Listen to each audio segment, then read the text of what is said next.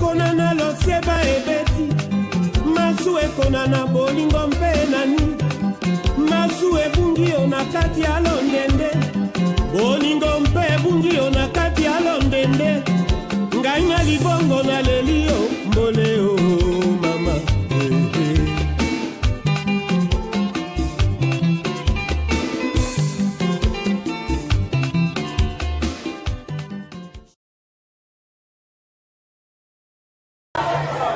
Comme vous voyez, fin de la messe, vous-même, durant votre temps, la dernière, l'église est comme inondée. Dorotika Congo et Kenyete, votre la accueil, votre la vie de repos.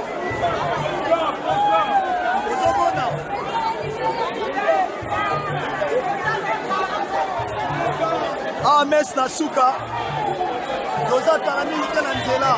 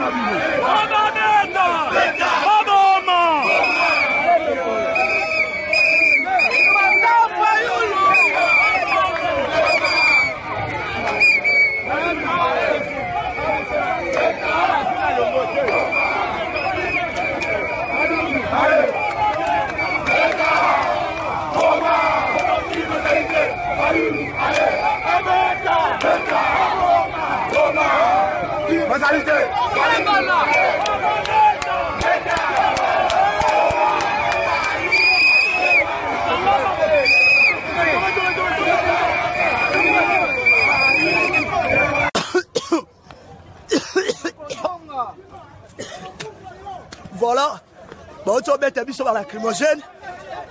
Au moins, il pouvoir y a-t-il l'homme. Kabila suite, mettons les batailles. Moi, je vais balkaniser. Maman, ah, tu es team. Moi, je vais balkaniser. On les batailles.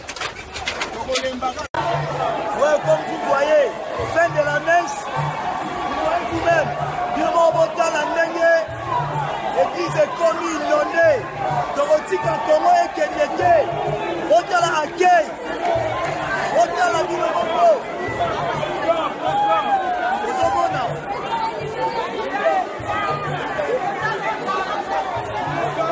Ah, messe na suka, Doza Tarami Utananzela.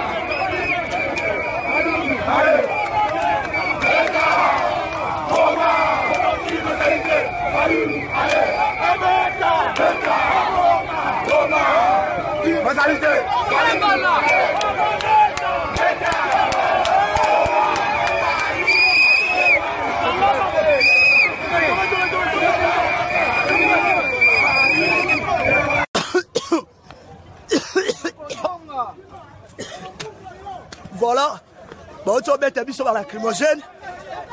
Au moins, il pouvoir y a-t-il l'homme. Kabila suite, mettons les batailles. Moi, je vais balkaniser. Maman, ah, tu es team. Moi, je vais balkaniser. On les batailles.